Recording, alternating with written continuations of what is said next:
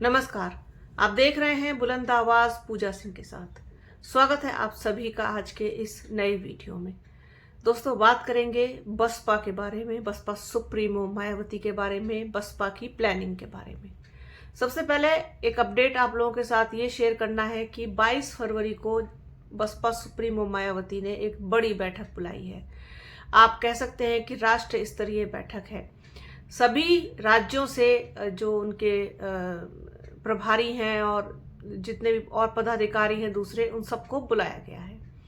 अब क्यों बुलाई है राष्ट्रीय स्तरीय बैठक, तो अभी तक कुछ साफ नहीं है, क्योंकि बसपा के बारे में कुछ भी पहले से प्रिडिक्ट कर पाना लगभग असंभव होता है।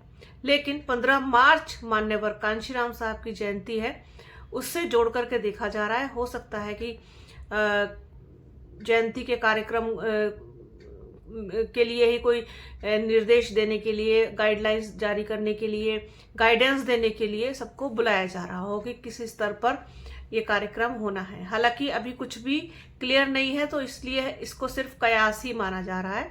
बाकी क्यों बुलाई गई है और किस लिए उन्होंने सबको इकट्ठा होने के लिए कहा है, वो तो उसी दिन पता चलेगा जब उनका प्रेस रिलीज बाहर आएगा। उससे पहले क्यों, क्या, कैसे, सब कुछ ऐसे ही सब कयास ही लगाते रहते हैं। अभी वो क्या करती हैं, कब करती हैं, क्यों करती हैं, ये तो वो खुद ही बेहतर जानती हैं। इसके अलावा कोई दूसरा जान नहीं सकता। अभी कल ही उन्होंने अचानक से प्रेस कॉन्फ्रेंस बुला ली कि जिस तरीके से बसपा के लिए लगातार नैरेटिव बनाया जा रहा है बसपा के खिलाफ, वो उसको क्लियर करने के लिए कि ऐसा कुछ भी नहीं है, गठबंधन जैसी कोई स्थिति बसपा के साथ फिलहाल नहीं है। बसपा अभी तक भी अपने अकेले लड़ने के इरादे पर अटल है और वो 2027 उत्तर प्रदेश विधानसभा चुनाव अकेले लड़ेगी, बिना किसी गठबंधन के। बसपा सुप्रीमो मायावती ने काफी पहले ही इस चीज को क्लियर किया था।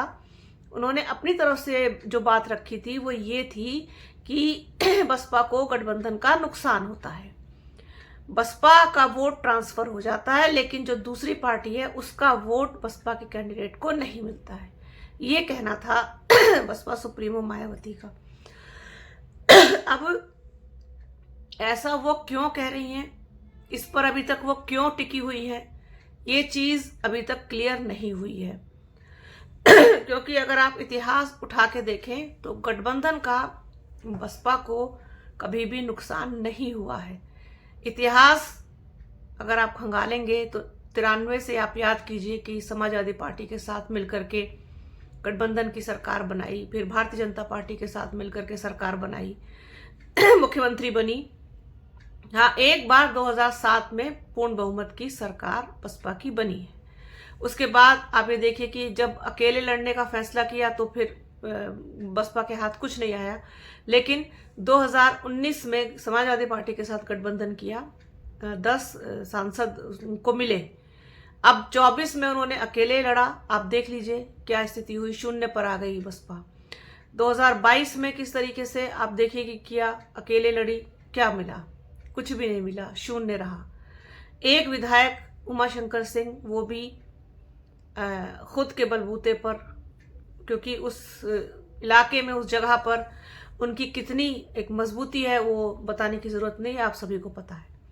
तो कुल मिलाकर के बसपा सुप्रीमो मायावती अपनी इस बात पर अभी तक भी अडिग हैं कि हम अकेले लड़ेंगे क्योंकि बसपा को नुकसान होता है, जबकि ऐसा इतिहास में तो दर्ज नहीं है कि गठबंधन से नुकसान हुआ हो।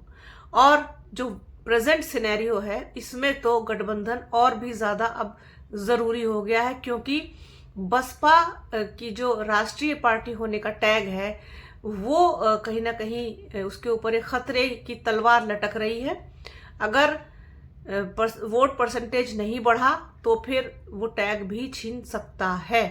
तो ऐसे में ये खतरा उठाना कि हम अकेले लड़ेंगे, ये कहाँ तक उचित है, ये अभी तक मुझे तो समझ में नहीं आया।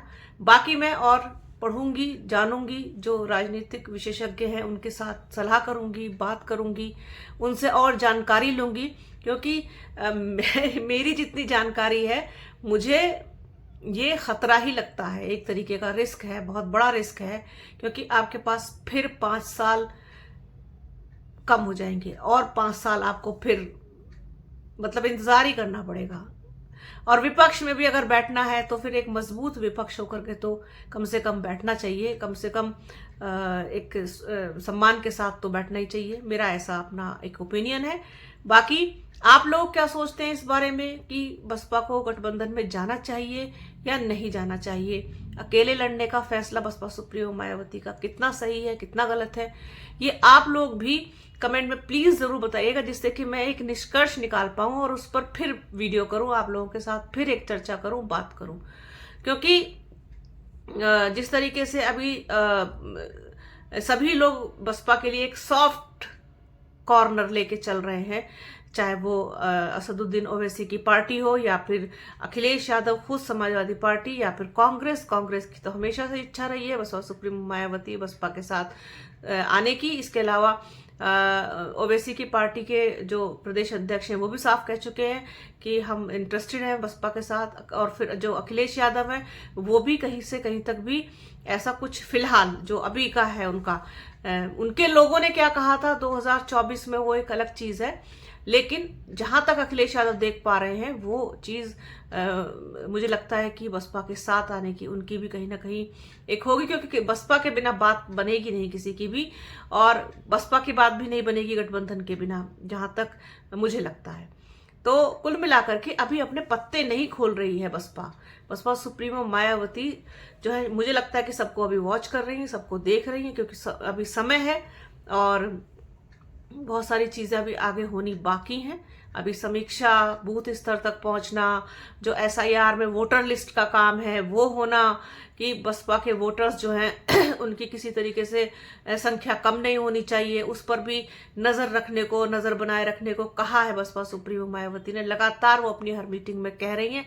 ये सारी चीजें हैं जो पार्टी के कहीं ना कहीं फेवर की चीजें हैं और इन पर ध्यान रखना, इन पर नजर बनाए रखना भी बेहद जरूरी है, क्योंकि बड़ी संख्या में वोटर्स के जो है वो नाम कटे हैं। तो SIR की अभी फिर से दोबारा से अप्रैल में फिर उसकी तारीख बढ़ाई गई है और फिर से शुरू होगा SIR का काम। तो ये नज़र बनाए रखना बहुत ज़रूरी है और बूथ तक पहुंचना बहुत ज़रूरी है। जिसका बूथ मजबूत उसका चुनाव मजबूत, ये तो एक बहुत सीधा सा फंडा है। जो पदाधिकारी या जो भी बसपा से जुड़े हुए लोग हैं जिनको कोई जिम्मेदारी मिली हुई, अगर वो काम ठीक से नहीं कर रहे हैं तो फिर उनको बाहर का रास्ता दिखा देना ही ठीक है, क्योंकि नुकसान यही लोग कराते हैं जो बूथ तक नहीं पहुंचते, लोगों तक नहीं पहुंचते, वोटर लिस्ट नहीं होती, बस्ता नहीं होता, तमाम चीज़ें हैं जो नहीं होती और वो होनी बहुत ज़्यादा ज़रूरी है, क्योंकि इससे बहुत नुकसान होता है। और फिर जो बड़े फैसले हैं वो आफ्टर ऑल जो पार्टी का शीर्ष नेतृत्व है उसी को लेने हैं। तो गठबंधन में जाएंगी या नहीं जाएंगी या जो भी कुछ रहेगा वो तो अभी आगे समय समय पर चीजें निकल के आती रहेंगी। लेकिन मुझे जो लगता है, जहां तक भी मैं देख पाती हूँ, लोगों को सुन करके, पढ़ के, देख के, वो मैं आप लोगों के साथ जरूर से डिस्कस करना चाहती हूँ, क्योंकि सही चीजें, सही जानकारी, सही एनालिसिस तो पहुंचना चाहिए ना। और अगर हम थोड़ा प्रयास कर सकते हैं कि बसपा के जो समर्थक हैं, बसपा के जो कहना चाहिए कि लोग हैं जो बसपा के सपोर्टर हैं, वो अगर चाहते हैं कि बसपा एक बार फिर से कम बैक करे, बसपा सुप्रीमो मायावती पावर में आए और चीफ मिनिस्टर बने एक बार फिर से, तो फिर प्रयास तो करना पड़ेगा और हम सबको मिलकर के करना पड़ेगा, क्योंकि हम बात बसपा की करते हैं, बसपा सुप्रीमो मायावती की करते हैं और बहुजन समाज की करते हैं, और उस समाज की करते हैं जो समाज शोषित है, वंचित है, गरीब है, कमज़ोर है, मजदूर हैं, किसान हैं और दिहाड़ी करके कमाने वाले लोग हैं। इसके अलावा अल्पसंख्यक समाज है, आदिवासी समाज है, दलित समाज है, पिछड़ा समाज है, महिलाएं हैं, सब कुछ जो मैंने नाम लिए हैं वो वर्ग है जो कहीं ना कहीं बिल्कुल निचले पायदान पर खड़ा है और उसको जरूरत है एक ऐसे नेतृत्व की जो उनकी बात को, उनकी समस्या को, उनकी परेशानी को आगे लेकर के जा सके, उनके भलाई के लिए कोई तो काम कर सके। और बसपा सुप्रीमो मायावती ने बसपा की सरकार में जो काम किए हैं वो लोग आज भी उनको याद करते हैं। ख़ास तौर पर अगर उनका लॉ एंड ऑर्डर अगर आप देखें तो बहुत ज़बरदस्त था, और जिसको आज भी लोग उनको वोट नहीं करते, वो लोग भी उस चीज़ को याद करते हैं, उसकी तारीफ करते हैं। तो मुझे लगता है एक बार फिर से ज़रूरत है। तो सोचिएगा ज़रूर, इस वीडियो को प्लीज़ पूरा देखिएगा, अंत तक देखिएगा, और मुझे कमेंट बॉक्स में सजेशन ज़रूर दीजिएगा कि बसपा को गठबंधन में जाना चाहिए तो क्यों, नहीं जाना चाहिए तो क्यों। तो फिर मैं उससे निष्कर्ष निकालूंगी और एक अलग से वीडियो करूंगी। और मुझे थोड़ी सी शिकायत है आप लोगों से कि आप लोग वीडियोस नहीं देख रहे हैं। बहुत मैं मेहनत करती हूँ आप लोगों तक बसपा की बात पहुंचाने का लिए बहुत प्रयास करती हूँ, तो कम से कम आप लोग देखिए उसको, ज़्यादा से ज़्यादा शेयर कीजिए। तो आज के इस वीडियो में फ़िलहाल इतना ही। वीडियो कैसा लगा कमेंट बॉक्स में ज़रूर बताइएगा। मैं पहले कह चुकी हूँ कि वीडियो को प्लीज़ पूरा देखिएगा, ज़्यादा से ज़्यादा शेयर कीजिएगा। बने रहिए हमारे चैनल के साथ। हमारे चैनल को लाइक कीजिए, शेयर कीजिए, सब्सक्राइब कीजिए, बेल आइकन घंटी जैसी आकृति ज़रूर दबाइएगा, जिससे कि आने वाले वीडियो का नोटिफिकेशन आपको मिल सके। और अपना और अपनों का बहुत ख्याल रखिए। जल्द मिलूंगी आपसे एक नए वीडियो में, एक नए मुद्दे के साथ, एक नई चर्चा में। तब तक के लिए जय हिंद।